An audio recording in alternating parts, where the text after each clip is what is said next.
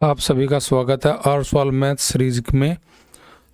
इस video number 10 में हम देखेंगे आपके कुछ क्वेश्चन बहुत बेहतरीन जो बार बार पेपर में रिपीट होते हैं। और उस जो हमारी आर सवाल वीडियो लेक्चर जो सीरीज है ये हमारे टोटल 250 वीडियो आएगी, जिसमें पूरा कंप्लीट मैथ हम आपको दे देंगे। आज हमारी 10वीं वीडियो है और नंबर सिस्टम का भी 10वां दिन है। तो आज इस वीडियो में हम देखेंगे टॉपिक जो होगा, कुछ क्वेश्चन भिन्न पर आधारित होंगे, कुछ विभाजकता पर आधारित होंगे, कुछ अभाज्य गुणनखंड पर आधारित होंगे। तो पहला क्वेश्चन आप देख सकते हो अपने मैथ में जाके, वहाँ पे आपका पेज नंबर पे मिलेगा ये question, page number 12 question number 30। यहाँ पे क्वेश्चन हमारे भिन्न से रिलेटेड है। आप देखें कि इसमें सभी पहले कोष्ठ से लेके और अंतिम कोष्ठ तक अगर हम ध्यान नज़र डाल लें तो सभी में से क्या करा, एक में से माइनस करता जा रहा है, सभी में से वन में से। तो यानी कि जब हम 1 - 3 यानी कि क्वेश्चन ऐसे लिखा हुआ है 1 -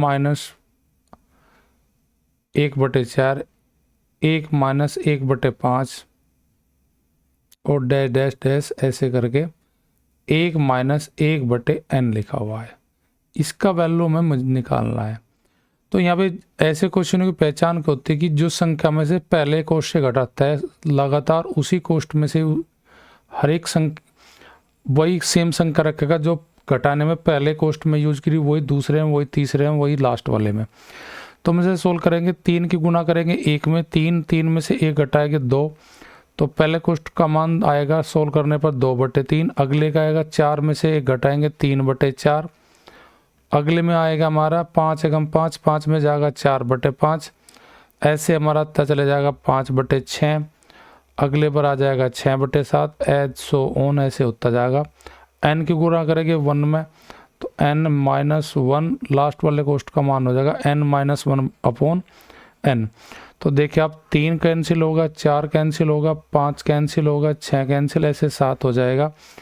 अगर पहले भिन्न का अंश हमारा बचता है तो ऐसे सवालों में लास्ट के भिन्न का क्या बचेगा, हर बचेगा। अगर पहले भिन्न का पहले कोष्ठ का अगर हमारा हर बचता तो लास्ट वाले का हमारा क्या बचता, हमारा अंश बचता।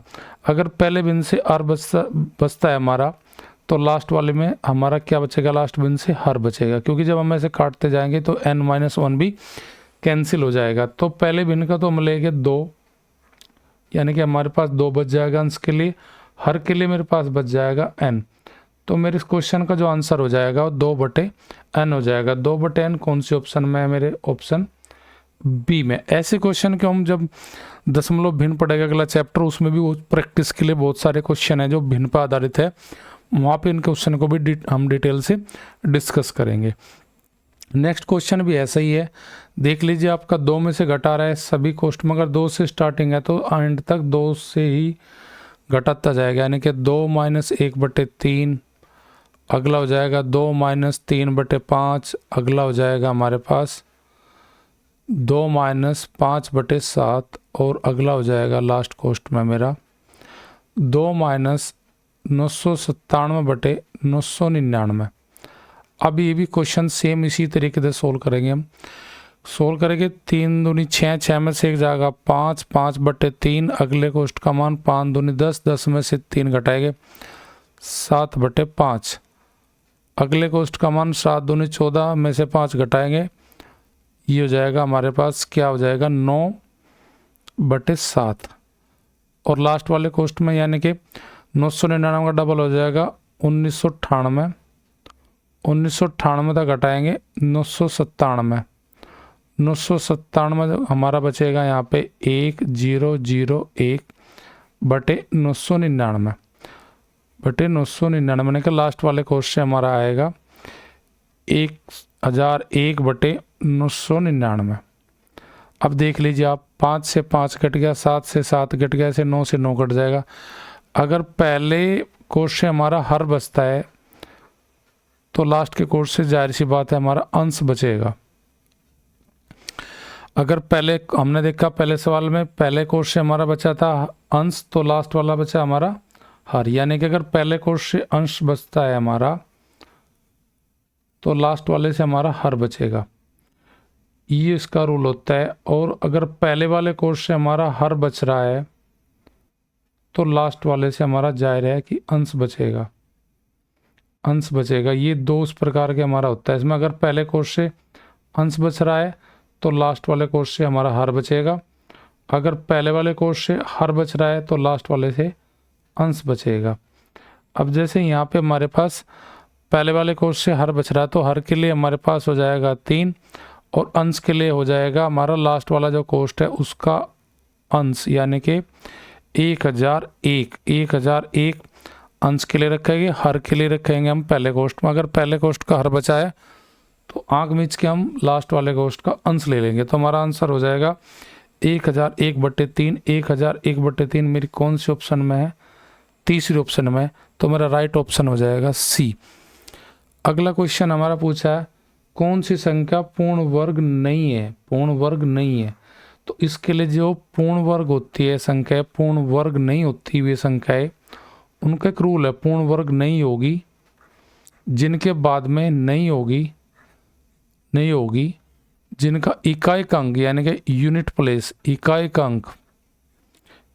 का अंक अगर हमारे पास 2 है, 3 है, 7 है या 8 है, अगर ये 4 अंक किसी संख्या के बाद में यानी कि यूनिट प्लेस पर अगर है, लास्ट के यानी कि सबसे अंतिम यूनिट प्लेस पे है, यूनिट डिजिट है, तो आप कह सकते हो कि वे संख्या पूर्ण वर्ग नहीं होगी। तो अब देखिए 6 हो सकती है, बिल्कुल इन 4 अंकों में से नहीं है, जिसका इकाई अंक ये हो गए 4 अंक, तो वह पूर्ण वर्ग नहीं। 5 वाली भी हो जाएगी, 1 वाली भी हो जाएगी, पर लेकिन जिसके बाद में 2 लिखा है या 3 लिखा है या 7 लिखा है या 8 लिखा है, वे संख्या अपने आप में पूर्ण वर्ग नहीं होगी। तो ऑप्शन मेरे पास डी हो जाएगा। अब यहाँ पे पूछा है पेज नंबर 13 का क्वेश्चन है, ये 34वां क्वेश्चन। अभाज्य गुणनखंड बताने कुल कितने हैं इसमें? अगर आप इसे देख के नज़र डाल के 7 भी अपने आप में अभाज्य है, 11 भी, पर लेकिन 4 अभाज्य नहीं है। तो 4 अभाज्य नहीं है तो 4 के गुणनखंड जो है वे अभाज्य बन सकते हैं, यानी कि जो 4 पे 11 की पावर दे रखी तो 4 के फैक्टर करेंगे तो 2 गुना 2 आएगा। जो 11 पे पावर है वही इसके फैक्टर पर लिख देंगे हम। अब इसके लिख सकते हैं जहाँ बेस बराबर होता है, बीच में चिन्ह गुणा होते हैं, उनको जोड़ के हम बोल सकते हैं इकट्ठा 2 की पावर 11 जोड़ेंगे तो क्या बोल सकते हैं हम 22, यानी कि जहाँ 4 की पावर 11 लिखा है उसके स्थान पर 2 की पावर हम 22 लिखेंगे और गुना हमारे पास क्या है 7 की पावर 5 है गुना 11 की पावर 3 है। अब जिनके अभाज्य गुणन देखने तो 2 के अभाज्य हो जाएगा 22 गुणनखंड, 7 के हो जाएगा हमारे पास 5 और 11 के हो जाएगा हमारे पास 3। बस इनको जोड़ दीजिए, वही आपका आंसर हो जाएगा। कितने अभाज्य गुणनखंड है उनकी संख्या आ जाएगी 22 5 27, 27 और 3 30। तो यानी कि इस सवाल में कुल अभाज्य गुणनखंडों की संख्या हमारी 30 है, जो कि ऑप्शन हमारी सी है। ऐसे क्वेश्चन आपके जब शाम को इस वीडियो को, जिस दिन हमारी होती है वीडियो अपलोड, उसी की दिन शाम को जैसे क्वेश्चन वीडियो में बताए जाते हैं वही क्वेश्चन टेलीग्राम हमारे चैनल मैथ रिफाइंड पे प्रैक्टिस के लिए दिए जाते हैं। इस वीडियो की पीडीएफ भी उसी दिन में 12:30 बजे हमारे चैनल पर दी जाती है, जैसे एज इट ये सोल्व की जा रही है। अगला क्वेश्चन पेज नंबर 14 पे 41वां क्वेश्चन हमारा है कि 3 अंकों की कोई संख्या है, उसमें एक अंक मिसिंग है, कौन सा? बीच वाला यानी कि दाएं वाला।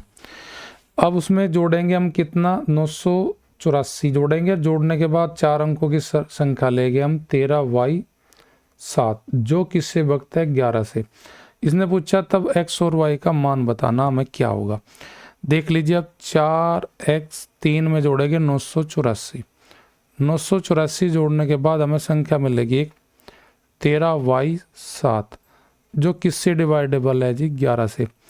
11 का रूल ये कहता है कि विषम स्थानों पे और सम स्थानों के डिजिट का जो योग होगा, उनमें जो योग होगा उन योगों का अंतर क्या तो 0 हो या फिर आपका 11 हो। तो हम यहाँ पे जोड़ते हैं 1 + y, ये तो हो जाएगा विषम का जोड़, और 3 + 7 ये हो जाएगा सम स्थानों की डिजिट का जोड़। तो यहाँ पे 10, तो ऊपर भी हमारा 10 आना चाहिए, क्योंकि 10 और 10 का अंतर हमारा 0 हो जाएगा। अगर मैं y के स्थान पर 9 रख लूँ तो मेरा जोड़ हो जाएगा विषम स्थानों का के पे रखे डिजिटों का भी 10 और सम के स्थान के भी 10। तो मैं कह सकता हूँ कि y के स्थान पर मेरा हो जाएगा 9।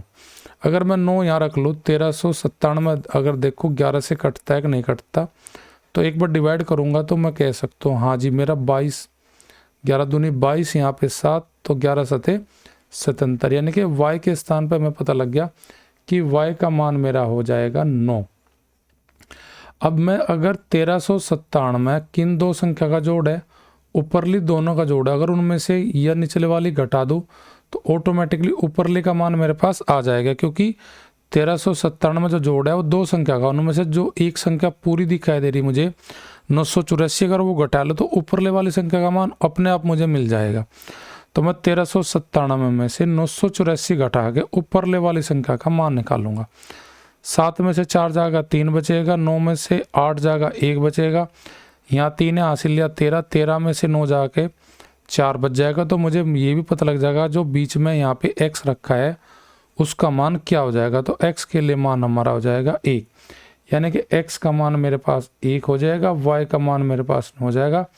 और मुझे पूछा है क्या x प्लस y का मान हो जाएगा 9 और 1 10, जो कि ऑप्शन मेरे पास फर्स्ट है। यहाँ पे मैं 11 का रूल निकालना था, 11 का रूल अगर हमें पता है तो हम निकाल लेंगे क्वेश्चन को। हम वीडियो नंबर फर्स्ट की जो मेरी फर्स्ट वीडियो उसमें 2 का 3 का 9 का 4 का 8 का 11 का 6 का सब का रूल दिया गया है, आप उस वीडियो को भी जाकर देख सकते हो। पेज नंबर हमारे पास 14 पर ही क्वेश्चन अगला है हमारा, बहुत इंपॉर्टेंट है, बार बार पेपर में पूछा जाता है। क्वेश्चन नंबर 44, यदि x 2 की पावर x माइनस 1 2 की पावर x प्लस 1 बराबर 320 है तो x का मान बताइए। बहुत जल्दी करना है क्वेश्चन को, तो ऑप्शन उठाइए आंसर लीजिए।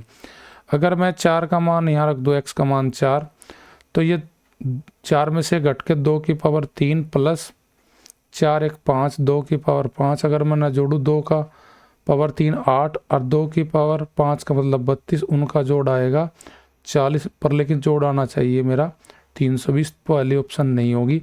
अगर मैं यहाँ 5 रखूँ तो 5 रखने के बाद यहाँ पे 2 की पावर 5 में से घटेगा 4, 2 की पावर 4 प्लस 2 की पावर 6, 2 की पावर 4 का मतलब 16, 2 की पावर 6 का मतलब हमारे पास हो जाएगा 2 दूनी 4 दूनी 8 दूनी 16, 16 दूनी 32, 32 दूनी 64, 64 और 16 का जोड़ 80 आएगा। ऑप्शन ये भी नहीं होगी, पर हम थोड़ा बड़ी ले लेते हैं, 7 ले लेते हैं। अगर 2 की पावर 7 माइनस 1 प्लस 2 की पावर 7 प्लस 1 करेंगे तो देखते हैं कितना आता है। यहाँ पे रह जाएगा 6, ये बन जाएगा 8, 2 की पावर 6 का मतलब हमारा हो जाएगा 64 और 2 की पावर 8 का मतलब हो जाएगा मेरे पास कितना, जब 2 की पावर 6 का मीन्स 64 है, 64 का डबल यानी कि 2 की पावर 7 का मतलब 128 और 2 की पावर 8 का मतलब 256 हो जाएगा। 256 में अगर हम 64 को जोड़ोगे तो 320 आ जाएगा। तो मेरा x के लिए मान जो हो जाएगा वो 7 हो जाएगा, ऑप्शन डी। इस प्रकार के क्वेश्चन करने के लिए ऑप्शन सबसे बेस्ट होते हैं, जो 20 से 25 सेकंड में आंसर को निकाल देती है। अब इसी वीडियो में बस इतने हमारे क्वेश्चन थे, ये क्वेश्चन हमने सोल्व किए। इसकी PDF आपको हमारे टेलीग्राम चैनल मैथ्स रिफाइन पर आपको दिन में 12:30 बजे मिल जाती है, और नाइट में हम 7 PM पर जो उस वीडियो को प्रत्येक वीडियो जो अपलोड होते हैं उसी दिन उसके लिए प्रैक्टिस क्वेश्चन, हमारे आपके प्रैक्टिस क्वेश्चन जो PYQ होते हैं उनको आधारित हम बना के लाते हैं।